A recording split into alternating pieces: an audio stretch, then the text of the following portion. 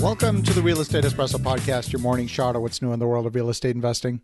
I'm your host, Victor Menashe. This is the weekend edition where we interview notable people from the world of real estate investing. Today is no exception. We've got two great guests all the way from Cambridge in the UK. Welcome to the show, Michael Barnhart and Suzy Sevier. Thanks, Victor. Really excited to be on your show and provide value to your listeners. Well, great to have you here. You're based in the UK, but you're originally from the Western Hemisphere, and you're there stationed for a little while longer. But maybe before we dive into the details, give a little bit of your backstory and how you got to this point in your journey. Yeah, absolutely. So a little bit of our backstory was before moving here, we lived in Colorado Springs. And so Michael was teaching at the Air Force Academy, and I had recently got my MBA at the University of Denver. So with him teaching there, they wanted to promote him, but he has to get a PhD. So that is how we ended up all the way on this side of the pond, because Michael is getting his PhD in biochemistry. And then while we're here, I am working as a program manager for a biotech company, but super exciting. I'm going into real estate full-time in August. Oh, fantastic. Thank you. But then to bring it together, after we leave Cambridge, England, we will go back to Colorado Springs so that he can continue teaching at the Air Force Academy, and that's how he'll finish out his career. But our journey in real estate started actually because of COVID-19 and the lockdowns. So when the first one happened over here, we actually had no idea how long it was going to last. And so Michael and I started a mini book club with each other. And one of the books was Multiple Streams of Income. And Robert Allen just made it sound really easy. And now we found out that it's not as easy as the book made it sound. But, from there, because everything was virtual, we just dove right in to educate ourselves and build a team and do, all of the multiple tasks that there is to do in order to actually take down a deal. But our thing was that if people can do it, like from Washington to Florida, there's no reason why we can't do it from the UK to the US. Absolutely.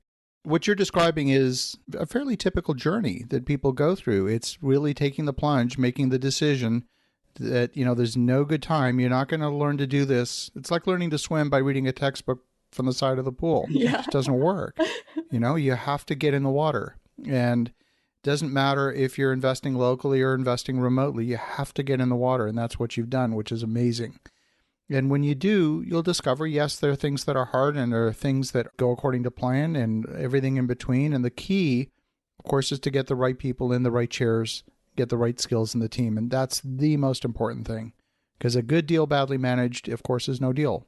So the only differentiator is making sure that you got the right folks on the team. So you're there in the UK. Where are you investing? So we're actually investing in Tulsa, Oklahoma, and we're looking at other Oklahoma markets as well. But Tulsa is kind of our focus right now. And what is it about Tulsa that attracted you? Actually, initially, because we're overseas, we needed a boots on the ground partner in the States, right? We need somebody to walk the asset, touch it, feel it, take pictures of it, and report back to us. Through posting about real estate on Facebook and other social media, like one of my buddies from the Air Force Academy actually reached out to me, somebody that I've known now for like 16 years, and said, "Hey, I'm real estate full time. Like I'm interested in multifamily as well. Let's team up." And so I knew him, I liked him, I trusted him, and we kind of linked arms and we became a team. And he was our boots on the ground, and we kind of managed everything from over here. As far as like taking down the deal, I was working on acquisitions. Suzy's focusing on marketing, investor relations side of things. He's actually located in Oklahoma City. And so we started looking at Oklahoma City, and then we also looked at Tulsa. And we really liked Tulsa a little bit better than Oklahoma City right now. I mean, the multifamily metrics that came out for 2020 are just fantastic for Tulsa. Maybe I shouldn't say that too much on your podcast here. I don't want a storm of investors there, but yeah, it's great. One of our, we have three parts of our investment thesis. And that is we want to buy a property that's cash flowing from day one. We want to buy a property that at least 40 to 50% of the return comes from cash flow. And the third thing is we're looking for stabilized assets where we can obtain long-term financing with low interest rates. And so Tulsa provided all those things. It's a solid cash flow market. We can buy properties at higher cap rates and therefore not bank too much on appreciation side of things. That's a smart move, because if you look at a lot of the primary markets, they're definitely picked over. There's a ton of competition. If any property appears on the market of any size, it's going to sell over asking price in multiple offers. And so, do you really want to be the winning bidder with 19 other bidders behind you? You're almost guaranteed to be paying too much, which frankly is why we've kind of stayed out of that particular segment, and we're focused almost exclusively on new construction these days, because even with the increase in construction cost, we can still deliver a very competitive product, price competitive product, for a fraction of what it's really costing to buy things in the open market. Yeah, absolutely. Another thing too is like we've extensively built our network. So a lot of our deal flow is coming from network now, not so much marketing and through brokers, which has been very good. So it ensures that we're kind of not overpaying for property, if you will. That's key.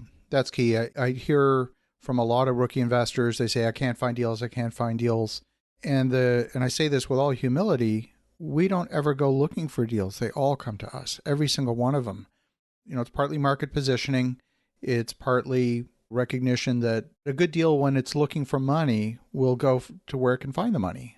Good opportunities, they don't last very long. So it's really all about track record and execution and expertise. Oftentimes, we get approached simply by landowners who say, I've got a piece of dirt. I don't know what I can do with it. What would be the highest and best use? Because they just don't know. I mean, people weren't born knowing how to read zoning maps or read through 1,000 pages of zoning ordinance. For us, that's routine, but for the uninitiated, it's a bit overwhelming. And so it's back to finding the right people. For many folks, we're the right people, just like I think for many folks, you're the right people. Mm-hmm. So what has it been like this year? There's obviously been a lot of concern about the pandemic, about rent collections. You talk about buying stabilized asset. You can have an asset that's full, but still have economic vacancy, especially in today's environment. How have you navigated through that?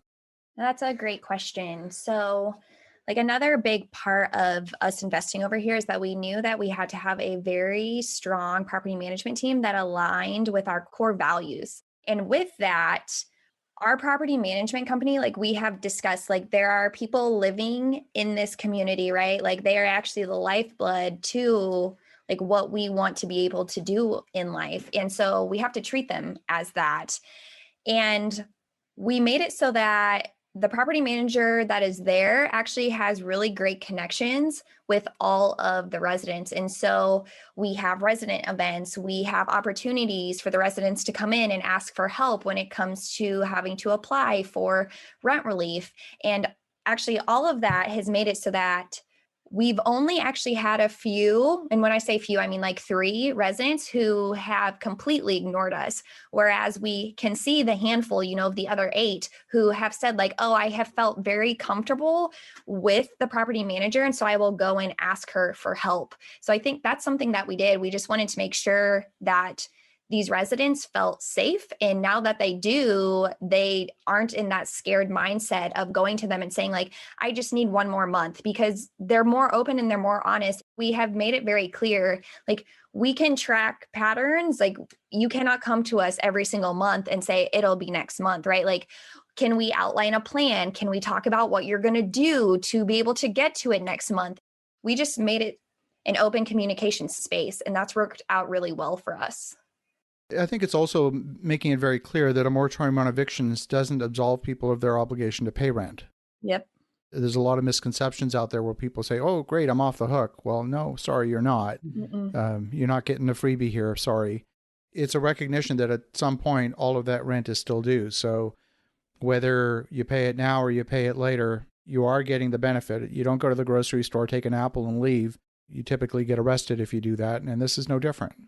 No, absolutely. I mean, and even explaining it that, hey, yes, it may take time to fill out this rent relief program, but if you can get all of your back rent paid for, wouldn't it be worth it? And that was like eye-opening in itself for some of the residents. All right. So you're making the plunge, you're moving into full-time real estate investing and development, but what's the bigger picture? What's the goal here beyond just making some money? The main goal is that when Michael can, I guess, retire in 7 years, that we can fully go into real estate full time. And what that will do for us is that we'll be able to serve beyond our 4 walls without the bounds of a traditional 9 to 5.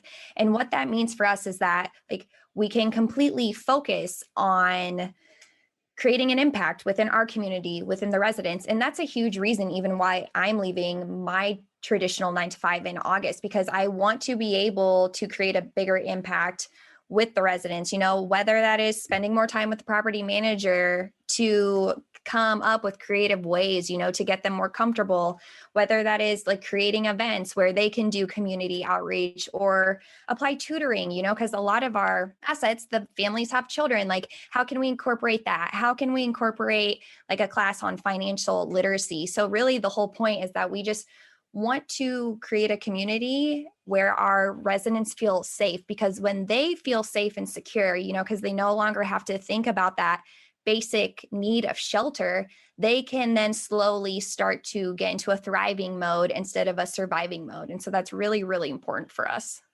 The whole question of affordable housing is one that makes headlines all the time, and it's certainly a huge problem nationwide.